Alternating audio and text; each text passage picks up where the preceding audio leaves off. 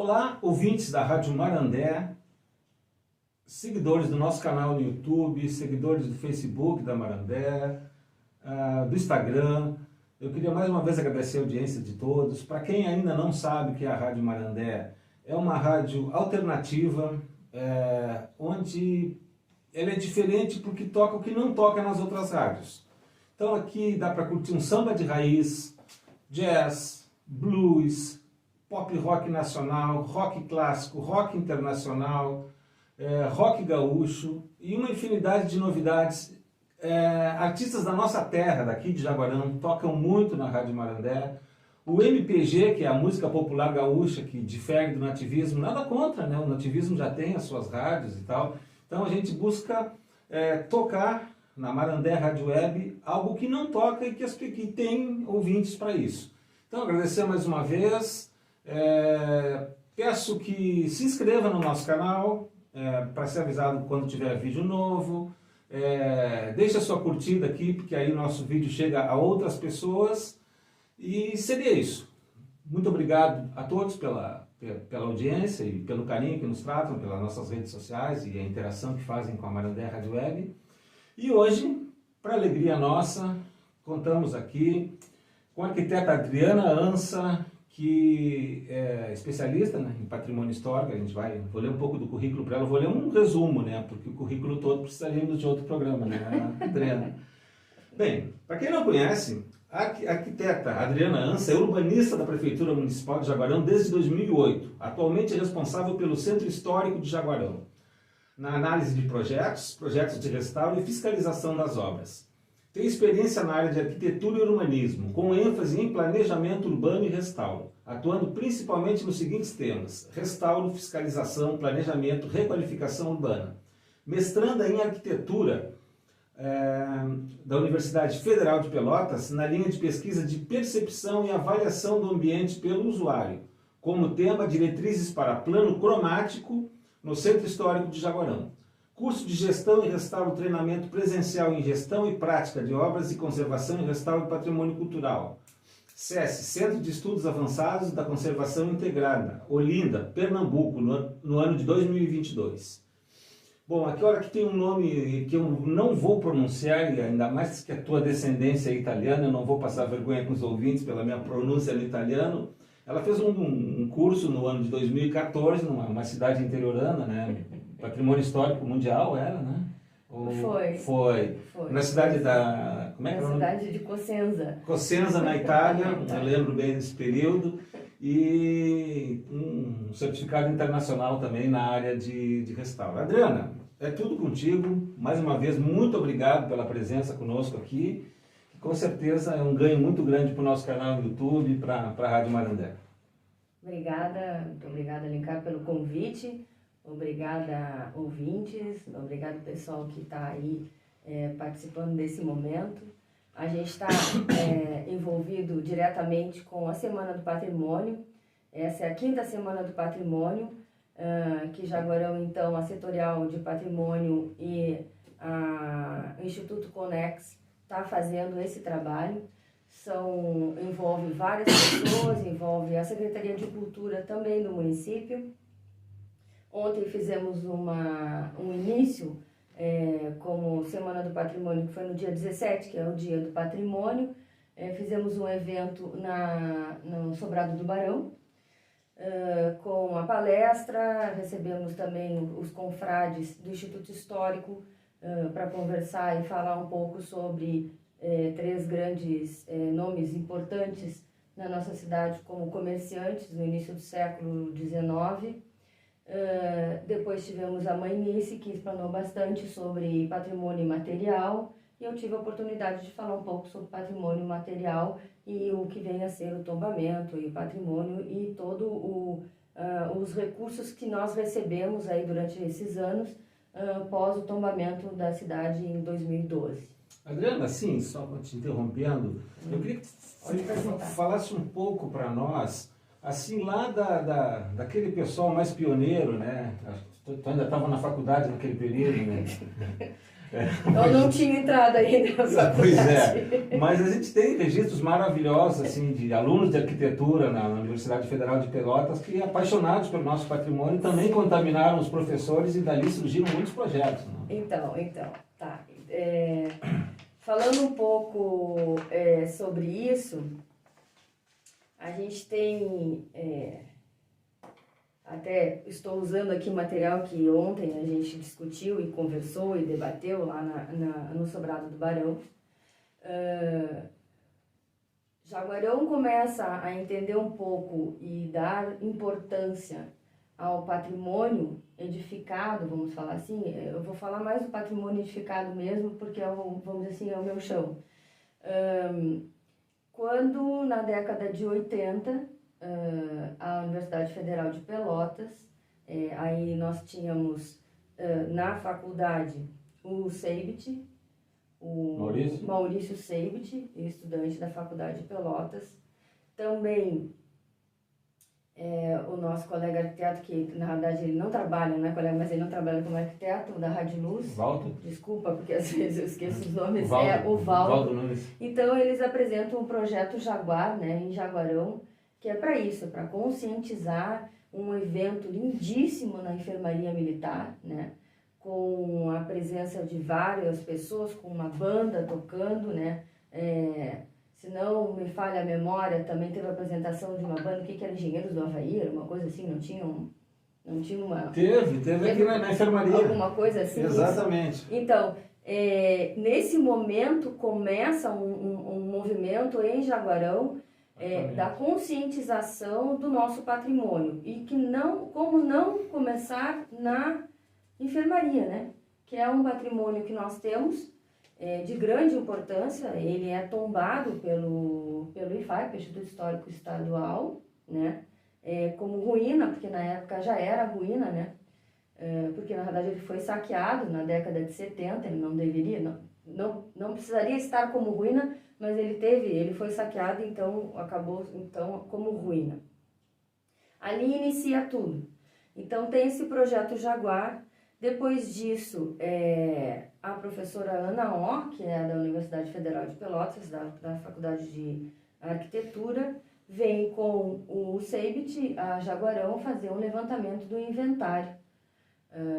O inventário dos prédios que tem interesse histórico, estilo arquitetônico. Então, para a arquitetura ser o estilo arquitetônico, depois se tem os outros interesses na questão da história do prédio.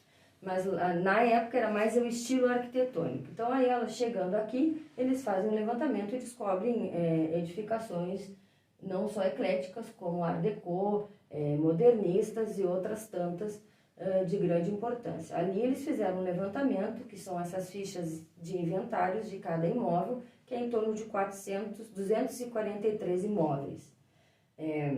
Então, com essa caminhada, em 92, eles conseguem montar um livro, onde neste livro surge o PRIGE, que é o Programa de Revitalização Integrada de Jaguarão.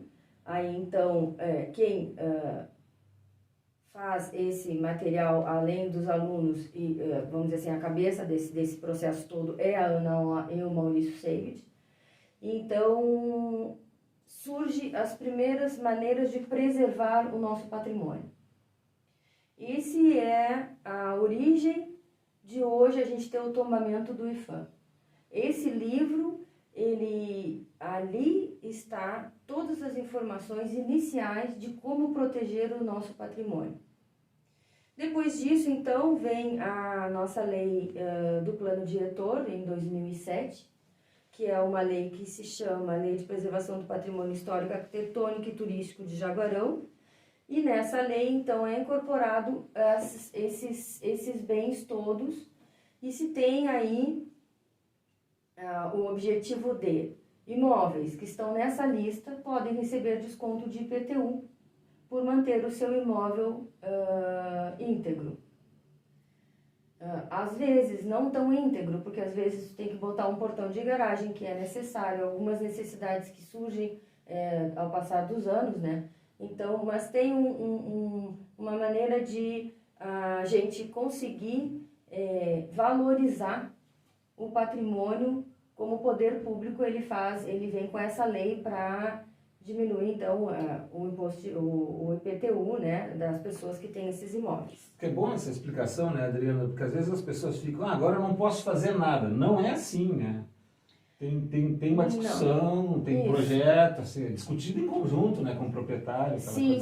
Não é uma coisa engessada. Não é uma coisa engessada. Vamos dizer assim, tem alguns imóveis que pode-se dizer que são engessadas porque elas têm grande valor arquitetônico e até histórico. A gente tem aí dentro do mapa de tombamento do IPHAN, existe essa divisão, assim. Mas tem como fazer algumas coisas. Dentro da poligonal, aquela parte vermelha ali faz parte. Isso, tem. Então tem como fazer. Aí já é uma outra fala, fugindo um pouco do... O que acontece? Agora, graças a Deus, temos uma gama de arquitetos novos trabalhando em Jaguarão, mas com o aparecimento do tombamento, então, em 2012, é a minha geração que estava fazendo projetos. E nós não tivemos, na faculdade, nós não tivemos projetos de restauro. Nós não tivemos, ver que mesmo a FAURB vindo na década de 80, eu entrei na década de 90 na faculdade, mas eu tive somente um inventário para fazer. Nós não tivemos disciplinas sobre restauro, disciplinas sobre como preservar, que aí eu busquei depois, né? Depois disso eu busquei fora como conseguir me profissionalizar nessa área, porque na realidade a faculdade não traz isso. Então, até nesse teu período da faculdade dos anos 90, já estava na finaleira daquele período que tudo tinha que ser novo, né? Sim. Que seria o prédio novo, era mais na década de 70, principalmente, os prédios que foram destruídos em Jaguarão são coisas que são quase criminosas. Sim, né? sim. Dá para citar aqui o prédio do Banco do Brasil, o Banrisul, que são os dois principais ícones. São os dois, Caixa Econômica. Caixa Econômica são os 3 grandes prédios, assim, que significativos. E hoje eles são significativos no estilo arquitetônico que eles têm. Então, pelo menos isso, né? Sim. Pelo menos isso. Não é uma construção. Hoje ele tem uma importância também, porque ele marca bem uma época, né? Um estilo arquitetônico. Até porque dentro da questão, às vezes se tem um preconceito em relação à cultura, que a cultura é mero entretenimento, né? E o restauro ele faz parte de uma cultura de preservação e de conhecimento das pessoas de como era o nosso passado, né? Aquele chavão, né? Temos que conhecer o nosso passado para analisar bem o nosso presente e poder, de certa forma, pavimentar o futuro. Sim. E essas questões, assim, principalmente, já falando em cultura, né? A cultura, infelizmente, ela foi percebida enquanto que havia muito consumo de cultura, não só no Brasil, mas no mundo, durante a pandemia, porque o que ficou de pessoas desempregadas em relação que um show musical não envolve um cantor e um iluminador, né? É uma série, é uma cadeia imensa. Sim. A gente lembra que no período dos restauros aqui em Jaguarão, todo dia tinha 2, 3 ônibus de universidade visitando as obras. Então isso gera riqueza no município, rede hoteleira, restaurante. Não, sem dúvida. Então é só para fazer essa parte que existe um certo preconceito, né? Às vezes as pessoas vão num bar, escutam música, dançam, papai chega na hora de pagar o cover, não querem, porque, peraí, animou toda a tua noite. Toda noite. Então é isso aí que é como patrimônio. Faz parte da economia, né? A questão cultural aí. Sim, sem dúvida. Uma vez eu estava num curso e uma professora disse assim, a função do patrimônio, né? Porque a história do patrimônio, quando 1999, com a Constituição, quando modifica aqui o patrimônio do Brasil, que ela ajuda o decreto que se teve em 1937, que é o decreto que organiza como é que se faz esse tombamento dessas áreas todas que tem um patrimônio significativo. Então, voltando, então ela dizia assim, a ideia foi o quê? Foi ampliar o teu dentro de casa, o que tu tem dentro da carteira, porque todos nós temos patrimônio. tu deve usar uma correntinha que a tua mãe te deu de não sei quantos anos atrás, né? E aí tu tem aquilo ali como patrimônio teu, porque conta uma história aquela correntinha, né? Então, isso é patrimônio. Mas com o tombamento, isso abre. Isso não passa a ser só a pessoa com o seu, e sim para todos. Então, isso leva também ao turismo, né? E à cultura também. Que aí, então, se abre essa ideia de o patrimônio não é só meu, eu tenho isso aqui, não. Eu tenho uma casa, mas também tem outras pessoas que gostam de ver a minha casa porque ela tem um interesse histórico, interesse arquitetônico. A ideia, então, é isso. Por isso surge o tombamento, para que esses patrimônios, não só os individuais, sejam vistos por todos e se mantenha esse patrimônio, né? Seguindo. Então, aí em 2007, depois dessa lei que nós tivemos no município, surge em 2010 o Ministério da Cultura abre edital para cidades que queiram se inscrever como cidades históricas, com o objetivo de quê? De receber recursos do Pacto Cidades Históricas que veio em 2012. O governo naquela época municipal se mobilizou para, junto com todo o material que já tínhamos, entrar em contato com até então o IFAM, né, que é a nacional, para conseguir esse recurso. Então, ele seguiu todo o edital conforme na época era o Alain Mello, que estava diretor de patrimônio, a Andrea Lima também lembro. Então, eles trabalharam bastante nisso, também trabalhei um pouco nessa parte, mais de mapas mesmo. Então, se conseguiu com que a cidade recebesse o título de cidade histórica, né?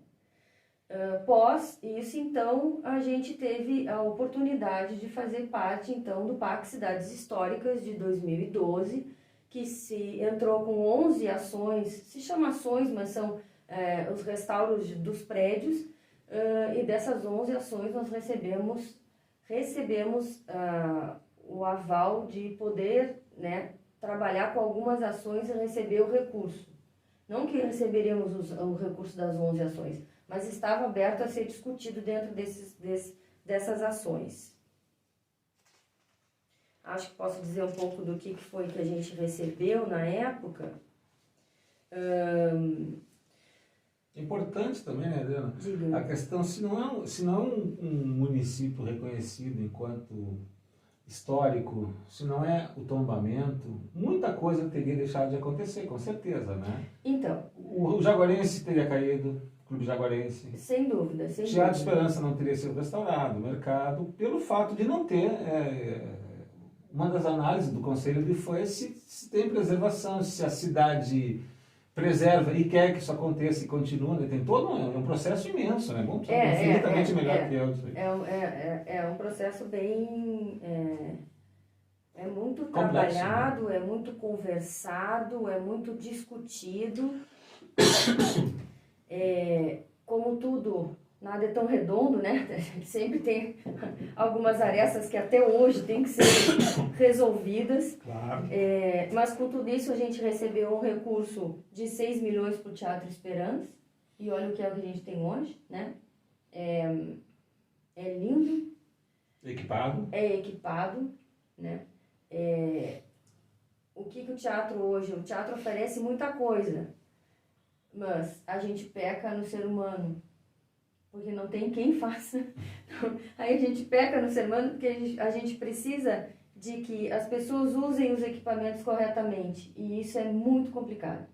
Isso dentro de qualquer poder público, tanto federal, estadual, como municipal. Então, a mesma coisa a igreja. A gente tem um recurso da igreja que foi de 8.450.000. É um valor 8 milhões. Para Jaguarão é muito dinheiro. E olha a igreja que nós temos, né? Tá linda. Teve até uma celeuma com Pelotas na época, né? Que o Jaguarão recebeu mais recursos que em Pelotas. Uma outra coisa que a gente escuta muito, né? É como é que a igreja católica, que é super rica, vai ter dinheiro público. Mas é bom deixar claro que a Matriz Divino Espírito Santo ela não foi restaurada por ser um prédio de uma entidade da Igreja Católica, que faça parte. Sim, porque na época que ela começou a ser utilizada, após sua inauguração, era o cartório da cidade, né? Não existia cartório na cidade. Então, ela conta uma história de um tempo. Agora, se uma capela católica que foi construída em algum lugar da cidade, um temporal derrubar, não vai ter dinheiro público para isso, porque ela não representa nada a não ser uma igreja católica que ela representa muito para os seus fiéis, é claro, né? Sim, sim. Mas não representa nada de patrimônio histórico. Então isso é por conta da Igreja Católica, a reconstrução dessa capela. É isso aí, né, Adriano? Só para ficar claro, porque não, é isso mesmo.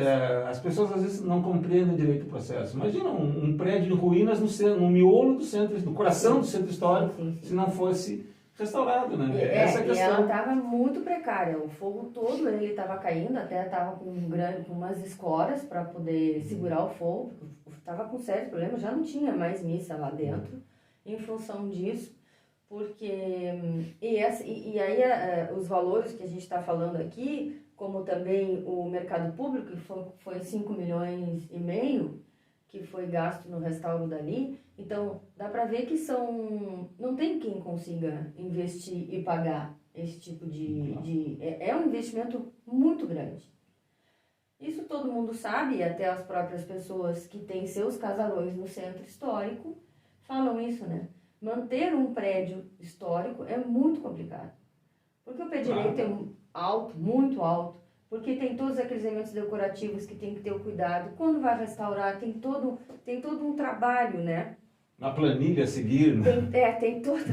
Tem todo um trabalho a ser feito, né? Então é isso. Então a cidade... E também agora, por último, nós estamos com o restauro da Casa de Cultura, né?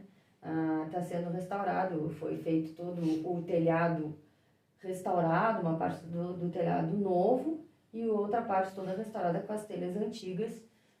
E a fachada também, agora tem o segmento dela toda por parte da Prefeitura Municipal, do Poder Municipal, que está bancando recursos próprios do município para esse investimento. Que mais, Alencar? Pergunte. Na apresentação do teu currículo ali, aquela especialização quando tu fizesse na Itália, assim, eu queria que tu... se é possível, de repente traçar um paralelo, contar um pouco da história da cidade, em que ela se assemelha, que é um município pequeno também, né? Eu não sei se como Jaguarão, qual é a diferença, mas assim, é óbvio que lá uma cidade do velho mundo, né? Da Itália, com toda a história que tem desde o seu império, né? Como é que é a relação das pessoas com o patrimônio lá? Tipo assim, para a gente fazer de repente, conseguir traçar um paralelo, se é que é possível. Na realidade, a diferença eu acho que é isso, é o velho mundo e o novo. Então, as pessoas, nós estamos engatinhando com relação a patrimônio, com relação a tombamento, com toda essa gama a gente está começando. E eles já vestiram a camiseta, eles já vivem isso. Então o turismo é muito grande em função disso também, né? Isso. E é muito bom tu chegar numa esquina e tem um senhorzinho, daqueles senhorzinhos mesmo de camisa e com, como é que é o... colete? Não, aquele negócio, o elástico, aquele para segurar as calças. Para conversar, eles contam histórias fantásticas. Vibram, né? Vibram. E aí tu entra naquele mundo ali e é maravilhoso, entendeu? Que é uma coisa que nós ainda precisamos trabalhar muito isso ainda, né? É essa coisa de tu viver o local, de tu te aproximar mais do dia a dia para ver. Porque uma das coisas que eu me lembro na época do tombamento, que o que é que eles falavam, não querendo falar mal, vamos dizer assim, não é, mas nós escutávamos, Alencar, era assim, tu vai em Salvador, Pelourinho, é lindo, tu tira a foto e vai embora. Em Jaguarão, tu vai e as portas estão abertas e as janelas dos casarões estão abertas, aí tu tem até vergonha de tirar foto, porque tu tá tirando foto e a janela tá aberta. Por quê? Porque tem vida. Jaguarão Centro Histórico tem vida. As coisas acontecem, as pessoas moram nas suas casas. No caso, Pelourinho não tem isso. Lá é tudo fachada. Não existe. Para trás da parede tá... Para trás da parede não tem nada. O que tu tem é um monte de, como são a maioria são sobrados, e embaixo é para vender. São lojas de souvenir, lojas... É lindo Pelourinho, é maravilhoso, tem uma energia fantástica. Mas a comparação eu faço não eu digo em relação à vida. Aqui tem vida. Tu vai ali na rua, até os cachorros, né? De grande porte, estão lá presentes na frente dos prédios, né? Então, isso é uma coisa que tenho certeza que pesou bastante na época que, então, fomos identificados como cidade histórica. Eu tive a oportunidade de ler um trecho do relatório de um dos membros, que vieram 2 ou 3 conselheiros do IPHAN fazer análise antes de ser encaminhado para o tombamento, né? E ele diz, na parte que eu li, exatamente o que tu disseste, né? Ele não é quando vem os conselheiros, muitos municípios que querem ser tombados pela questão turística, põem ali no... Como é que é o nome das janelas que tem aquele protetor? Põe flores ali em cima para impressionar. Ah, sim. Não é pratibanda, como é que é? Não, pode ser floreiras, pode ser sacadas. Mas na sacada. Põe flor para impressionar, e aqui não, aqui a vida acontece junto com o patrimônio histórico. Eu lembro dessa parte que eu li que é bem interessante.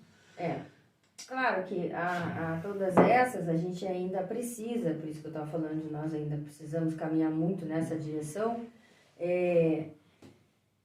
de uma integração maior com os proprietários desses casarões. Isso é necessário. Isso, eu estou na prefeitura desde 2008, e nesses anos todos, as discussões são sempre as mesmas quando se fala do tombamento de Jaguarão. Que há necessidade do IPHAN vir a Jaguarão, fazer uma audiência pública, convidar para poder a população de Jaguarão estar presente em massa, principalmente os donos dos casarões, e conversar, e pode ser que o IPHAN consiga passar para eles o entendimento da proporção que é esse casario todo e o grande patrimônio que eles têm na mão, né?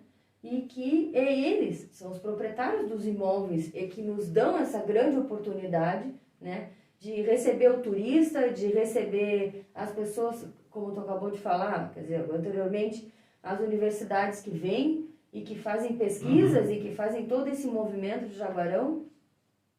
Eu acho que falta isso, a valorizar realmente o proprietário do imóvel. Porque em construir momento, junto as soluções, isso, porque em algum momento eles se sentiram invadidos, entende? Claro, se sentiram invadidos. Claro. E uma coisa... Mas isso vai acontecer, um dia vai acontecer. E essa questão da construção junto, embora com todos, imagina, é uma realidade nova para a poligonal do coração do centro histórico, né? Mas de uma certa forma, mesmo com os problemas que são naturais, né? Perfeitamente compreensíveis, sim, mas está cada vez mais bonito o nosso centro histórico. Né? Sim. Se for contar aí há 20, 25 anos atrás, sempre estava descascando a tinta, aquela coisa. Hoje a gente vê, cada dia tem um prédio desse sendo ou restaurado ou simplesmente com a manutenção, né? Sim, sim. Então, aos poucos a ideia está sendo comprada, mas é essencial. Você está falando do IPHAN vir para cá, e não uma audiência pública, mas teve uma época que se cogitou até um escritório do IPHAN aqui, né? Foi cogitado, né? Isso até o final do ano passado ainda tinha essa discussão dentro do IPHAN, Porto Alegre, para vir esse escritório técnico para cá, mas até então ele não saiu, não sei se vai vir, né? A gente tem visto que o superintendente do IPHAN, que assumiu faz poucos meses, ele se colocou à disposição de qualquer intervenção aqui da cidade, conversas, principalmente a gente tem uma área de entorno significativa na cidade, né, que ela trava um pouco o desenvolvimento de algumas construções, porque a gente tem aí até 2 pavimentos, então tem muita gente que quer construir até 4 pavimentos e não consegue em função disso. As imobiliárias estão sempre lá nos procurando em função também desses outros imóveis da área de entorno que querem vender, mas ao mesmo tempo não sabem como é que o IFAM vê isso, né? Se quando vão reformar ou não. Então, mas eles também abriram esse momento de conversa para se discutir alguns pontos e principalmente essa área de entorno, né? O miolo, a área tombada, é bem complicado de movimentar e mudar. O vermelho e o laranja são... O vermelho. O vermelho é o mais rígido. Isso, é o rígido dele. Uhum. Então... O laranja já vai flexibilizando. Isso, aí já vai flexibilizando, é isso mesmo. Então, é bem isso, é o miolo ali da cidade, vamos dizer assim, do Rio Jaguarão até a Praça Comendador Azevedo. Depois a gente tem para o outro lado Andradas, né? E para o outro lado, passando a Uruguai, a Atahualpa ali, e depois ela fecha novamente até lá a Praça Comendador Azevedo. Então, mais ou menos essa área é uma área que é bem mais rígido, né? É bem mais rígido. E a área toda de entorno é que a ideia é que se tenha um pouco mais de flexibilidade, mas isso a gente está aguardando aí um estudo para ver se consegue flexibilizar um pouco. Bom, Adriana, eu acho que então essa foi a primeira de muitas que teremos, né? O papo foi muito esclarecedor, eu particularmente gostei muito, espero que os ouvintes tenham gostado. Então, agradecer a todos pela audiência, gente. Não esqueça de nos acompanhar no canal do YouTube Alencar Porto e no Facebook da Marandé também, no meu pessoal, vou repassar para a Adriana também. E repassem, curtam os vídeos para que eles atinjam mais pessoas. E muito obrigado pela audiência, então. Obrigado, Adriana. Muito obrigada pelo convite.